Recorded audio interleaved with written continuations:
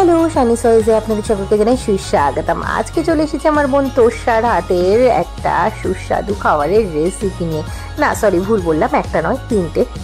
কারণ এখানে ও করেছিল একটা চিকেনের আইটেম, ঘুগনি এবং অবশ্যই সাথে ছিল নান। তো যেটা দুর্দান্ত খেতে হয়েছিল, তাই আমি মনে করলাম আপনাদের সঙ্গেও এটা শেয়ার করে নেওয়া যেতে পারে। যদিও এটা কুকিং চ্যানেল নয়, তবুও এত টেস্টি রান্নাটা করেছিল, আমার মনে হলো আমার বন্ধুদের সঙ্গে এটা শেয়ার করে নেওয়া যেতে পারে। তাই আজকের এই ব্লগটা শুরু করছি, চলো। আর বলে রাখি, আমাদের শেফ মানে আমার বোন তোষা, ওর মুখ দেখাতে চায় না ভিডিওতে, তাই জন্য ভিডিওতে ওর কোনো ফেস রাখলাম না। পুরো ভিডিও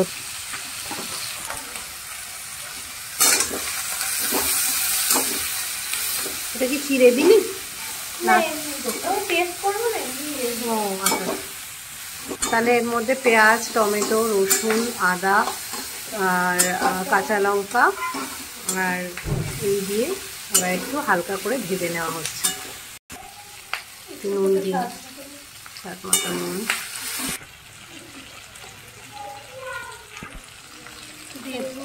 জিরে গুঁড়ো, ধনে গুঁড়ো,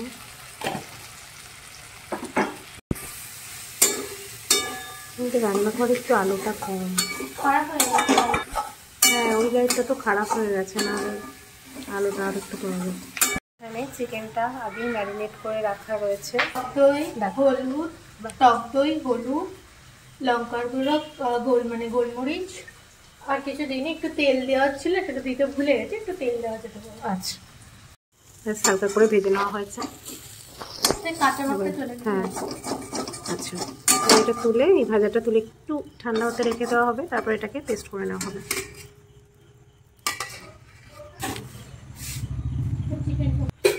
এবার চিকেনগুলো ফ্রাই করে নেওয়া হবে।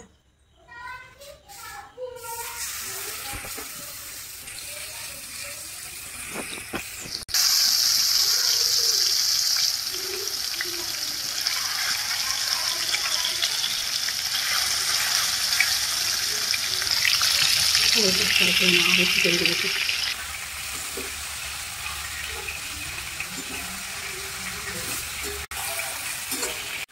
দেখুন একে একে সবগুলো প্রায় ভাজা হয়ে গিয়েছে। ভাজা শুধু না, একটু হালকা স্মোকি ব্যাপারটা যাতে আসে।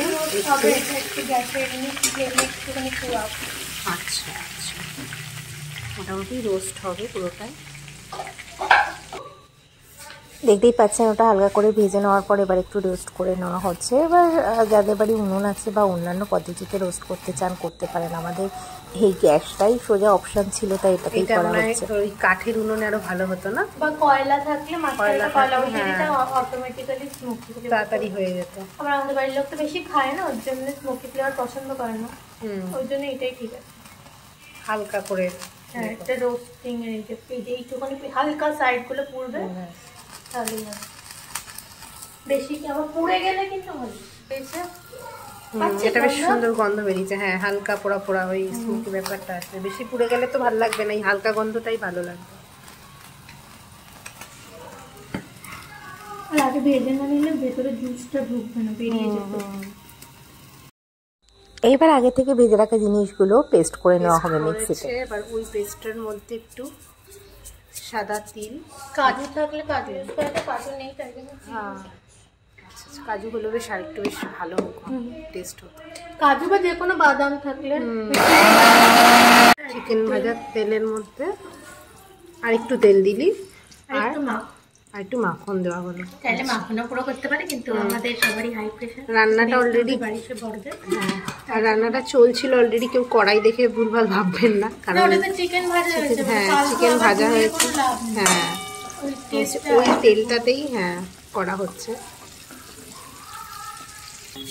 এইবার যেটা পেস্ট করা হয়েছিল মশলাটা, সেটা তেলে ঢেলে দেওয়া হলো। গোটা গরম মশলা দিতে ভুলে গেছি। গোটা গরম মশলা ভুলে গেছি? ঠিক আছে, সাইড দিয়ে দিয়ে দে।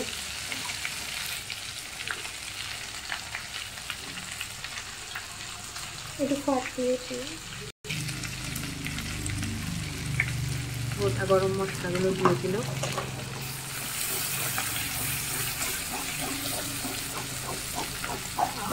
কালার।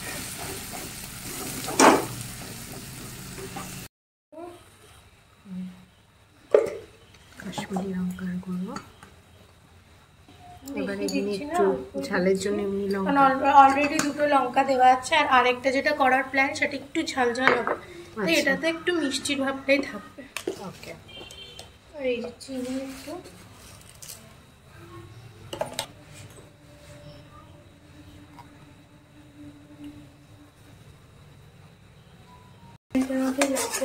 দারুণ দেখতে লাগছে।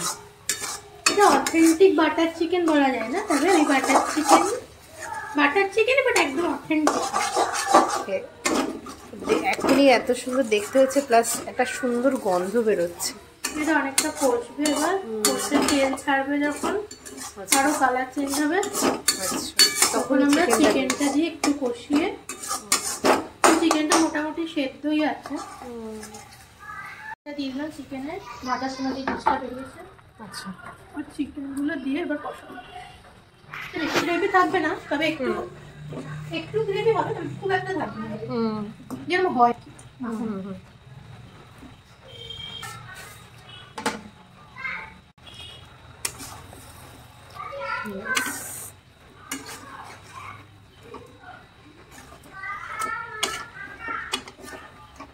ভালো করে এবার মিক্স করে নেওয়া হচ্ছে, যে গ্রেভিটা বেরিয়েছিল।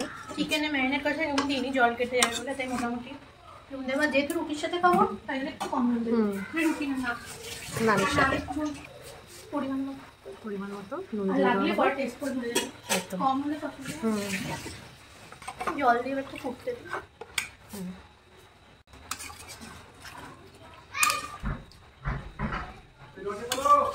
হ্যাঁ,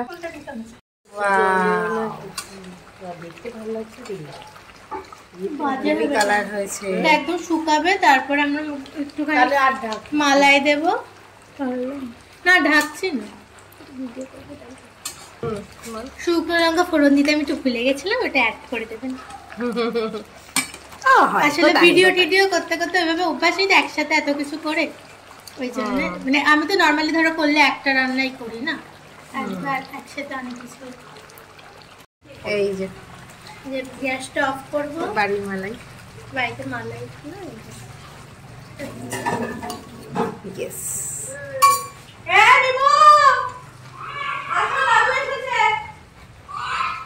কালারটা একদম একটা হালকা অরেঞ্জিশ কালার চলে আসবে, দেখতে কিন্তু রেস্টুরেন্টের মতো লাগছে। আর একটা ফিনিশিংটা যা বাকি আছে ওটা একটু পরে দিচ্ছি। একটু মাখন, আমি বেশি মাখন ইউজ করি না, যেটা বললাম, কেউ চাইলে পুরোটা মাখনেও করতে হবে। হ্যাঁ, যত মাখন দেবে তার মতো করে সেরকম টেস্টও হবে সেরকম। কিন্তু এটাতে কোনো টেস্ট খুব একটা ইয়ে হয়। কাসুরি মেথি নামানোর আগে একটু ভালো স্মেল আসবে।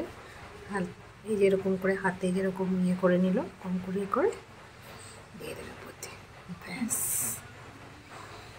তাহলে এই রান্নাটা তো হলো কমপ্লিট। এরপর নেক্সট আইটেম কি থাকছে সেটা আপনাদেরকে দেখাচ্ছি। কেউ হাট করে একটু ঘি দিয়ে দেওয়া হলো। ও হ্যাঁ, বলে রাখি, এখন এখন যেটা বানানো হচ্ছে সেটা হচ্ছে ছোলে, তাই তো? ছোলে, মাটনের চর্বি দিয়ে, মাটনের চর্বি দিয়ে ছোলে। আর এবার ওইখানে আলুটা আগেই ভেজে রেখেছে বোন। গোটা গরম মশলা দেওয়া, বলে দিল, গোটা গরম মশলা, তেজপাতা, শুকনো লঙ্কা। এবার পেস্টটা, যেতে রসুন, টমেটো, পেঁয়াজ, আদা,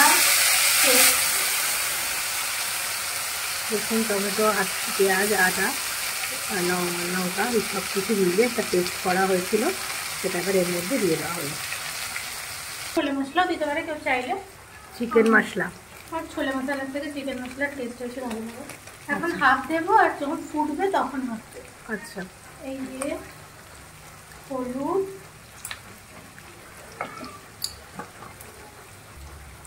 লঙ্কার গুঁড়ো, কাশ্মীরি মির্চ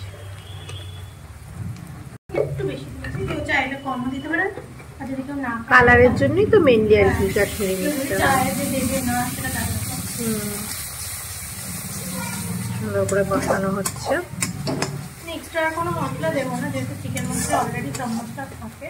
আর 5 টাকার পুরো প্যাকেটটাই দেবো, তাই জন্য এক্সট্রা মশলা দিলে বেশি মশলা হয়ে যাবে, ওই জন্য কোনো মশলা দেবো। এবার এটা যে কষছে এর মধ্যে আমার কুচনো পেঁয়াজ। আচ্ছা,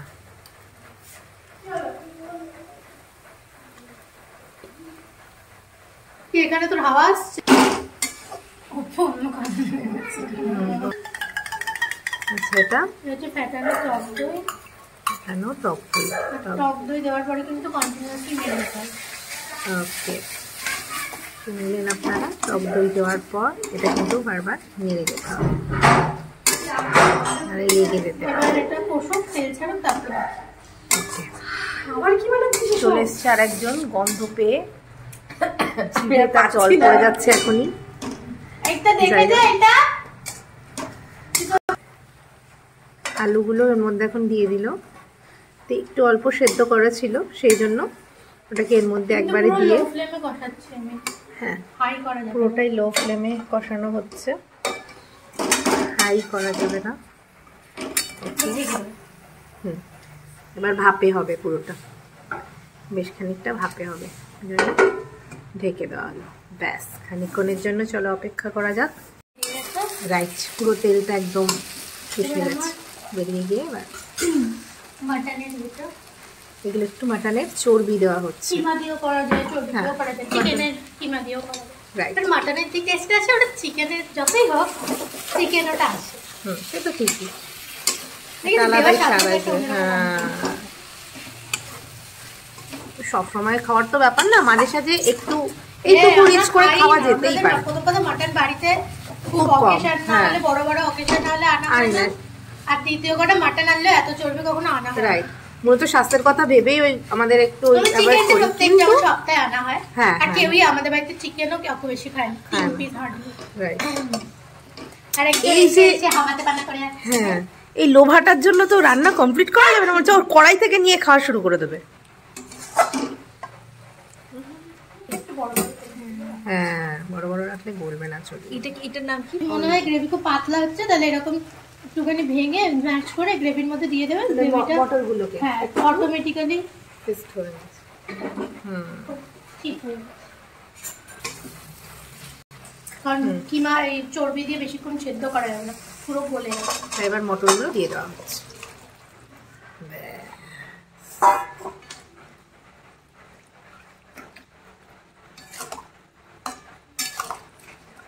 আর এটা হচ্ছে বাসন ধোয়ার জল যেটা দেয়, সবাই দেয়।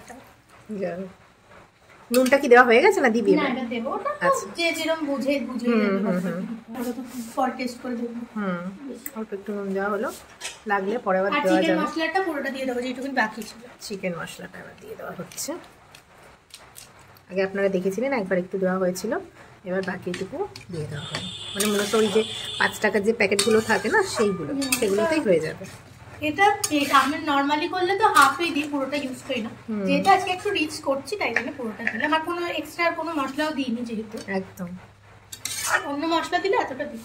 ঠিক, এগুলো একটু ঝোল ঝোল ভালো একটু ঢেকে দেওয়া হলো। এটা কি দিচ্ছিস? গরম মশলা। গরম মশলা।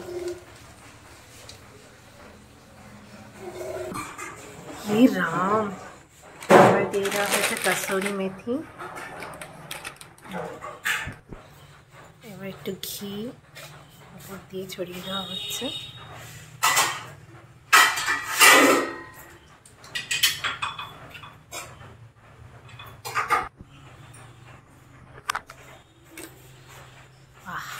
কি দেখতে হয়েছে দেখুন, অসাধারণ লাগছে। কি কেমন টেস্ট আপনারা করতে পারছেন না, টেস্ট করার সৌভাগ্যটা আমাদের হয়েছে। আপনারা নিজেরা বানিয়ে নিজেরা টেস্ট করে নেবেন।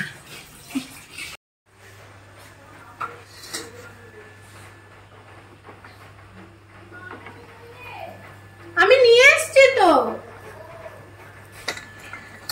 এই হলো আমাদের আজকের ডিনার, যেটা খেতে ভীষণ ভীষণ টেস্টি হয়েছিল।